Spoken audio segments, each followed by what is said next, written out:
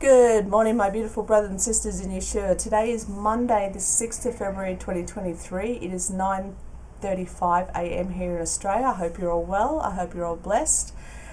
Today's video is going to be a little bit different. For the last probably week or two, Father has been really pressing on my spirits to just have a look about almonds for some reason. And in a few videos ago, I was doing a search on almonds, and when I came across it on my video, I looked at it, and for the life of me, I couldn't remember why Father had me look at almonds. And so I've just noticed in the last couple of days, people have been sending me emails and talking about almonds or referencing almonds, and Father's still pressing on my spirit about almonds. So I thought I'd look into it a little bit more. And there's some credible information, and I don't know if this is going to interest you or if you yourself have been led to look at the almond tree or anything like that, but I just thought this will be a little bit of an informative video, and it's very interesting what almonds have to do with the Bible. So I just wanted to show you this article here, and I'll link everything down below so you can do further research. This article here just talks about the 10 health benefits of almonds. And when you go down to number 2 here, it says may help to control blood sugar levels. Interesting, it says in a 24-week free living intervention study, participants replaced 20% of total energy intake with almonds. After 24 weeks, study participants had a lower level of fasting blood.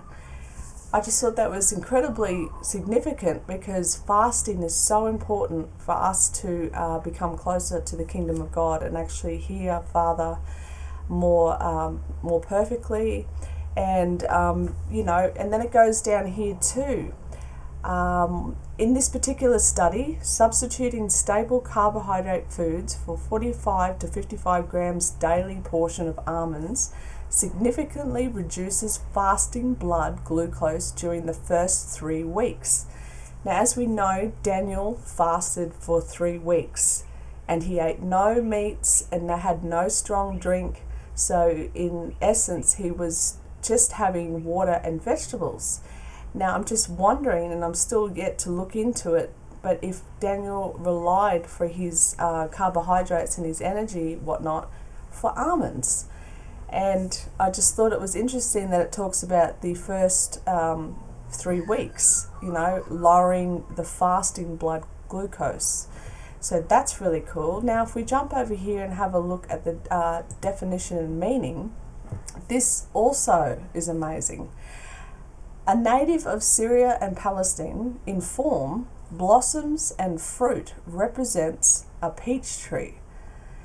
Its blossoms are very pale pink colour and appear before its leaves. Its Hebrew name, shaped. Now, when I saw this, I was like, okay, what does it say in Revelation 12 that the trees, it's going to be shaken like an untimely fig? And so that was straight away. I was like, okay, cool. Its Hebrew name, shaped, signifying wakeful, hastening, is given to it on account of its putting forth its blossoms so early, generally in February, and sometimes even in January. In Ecclesiastes 12:5, it's referred to as an illustrative, probably, of the haste of which old age comes. There are others, however, who still contend the old interpretation here. The almond tree bears its blossoms in the midst of winter, on a naked, leafless stem, and these blossoms, reddish or flesh-coloured in the beginning, seem at the time of their fall exactly like white snowflakes. Now, the full moon in February, brothers and sisters, is called the snow moon, the full snow moon. In this way, the almond blossom is very fitting symbol of old age. It is its slivery hair and its wintry, dry, barren, unfruitful condition. In Jeremiah 1:11, I see a rod of an almond tree, shaped, for I will hasten, shaped, my word to perform it. And the word is used as an emblem to promptitude, Jacob desires his sons, in Genesis 43:11, to take them with them to Egypt of the best fruits of the land, almonds, etc., as a present to Joseph, probably because this tree was not native of Egypt. Aaron's rod yields almonds. Moses was directed to make certain parts of the candlestick for the ark of carved work like unto almonds. The Hebrew word ils, translated as hazel in the Authorized Version, is rendered in the Revised Version as almond. It is probably that lutz denotes the wild almond, while sheikh denotes the captivity variety, the cultivated variety, rather. Now, I just wanted to, there's so much stuff in here, brothers and sisters, that Father is showing us, and it's in the little things, and this is why we are found worthy by seeking out the glory of God. Father conceals things, and that's the glory of Father, right? To conceal a matter. And it is the glory of kings, or his prophets and servants, to search out these things, no matter how small or insignificant you may think they are to the world's perspective. Brothers and sisters, I can't help but think this is a big clue to what we're looking for at the moment. The fact that it says that it blossoms so early, generally in February, and sometimes even in January. Now we know that the Aaron's rod, which is the rod of God, okay, that's what the rod in Exodus, right, that Moses lays down, or Aaron lays down before the Pharaoh, and turns the water into blood, and he does all his stuff with that rod, right? It's made from the almond tree. And also the candlestick, brothers and sisters, is made from the almond tree as well, and the cups are shaped like almond nuts. So I'm not entirely sure what's going on here, but it's incredibly exciting, and I just thought I would share this with you as a quick little video. But the almond tree is absolutely incredible, and I think it references the shaking and the hastening, the waking up, and the untimely fig tree that is going to be shaken, okay, for the powers of heaven and earth that will be shaken. It is just all a reference, and I just wanted to share this with you. You can take it or leave it, continue on doing more study about it, as I will be doing. I'm only just an hour into this study, but I thought I'm going to get this to you guys now and try and make it a bit short so it's not so long. But, everything is a marker and a harbinger, brothers and sisters, and I thought I would get this out here because I know I'm not the only person that's been led to have a look at almonds at the moment. And when you have a look at the nutritional value of an almond, it is literally like all that we need to eat. It has everything in it. It's incredible. And the fact that it has to, decrease your fasting blood glucose and all this good stuff over 3 weeks, it's worth putting out there and worth sharing. All right, I'm going to leave you with that, brothers and sisters, and if I come across anything else, I will try and make another video. But I love you so very much, and may God bless you in your studies. And today is the 6th of February here in Australia, and today, let's have a look. So today, February 6, 2023, is the 15th of Shvat, 2023, and it is the new year of trees.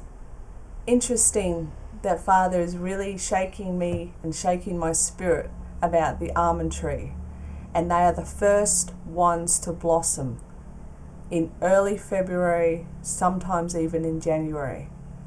Okay, February, the word itself means purification, so that is incredible in itself. This new year of trees, brothers and sisters, just to reiterate what I've been talking about in my last videos, it is so significant because in 2018, 2019, we had in 2018 we had a super blood blue moon, okay, on the New Year of Trees in 2018, and then in 2019 on the New Year of Trees we also had another blood moon. Okay, in 2019, we also had a solar eclipse on Hanukkah. 2020, we had a solar eclipse on Hanukkah. 2021, we had a solar eclipse on Hanukkah. And 2022, we had that green comet on Hanukkah. This is amazing, brothers and sisters. The signs that Father is showing us at the moment cannot be denied or overlooked. And no one can sit here and say that I didn't know, God didn't warn me. This, I truly believe, is in reference. I mean, look at this. We mark the 15th of Shevat by eating fruit, particularly from the kinds that are singled out by the Torah. Okay, what's in the Torah? What did we just read? Almonds.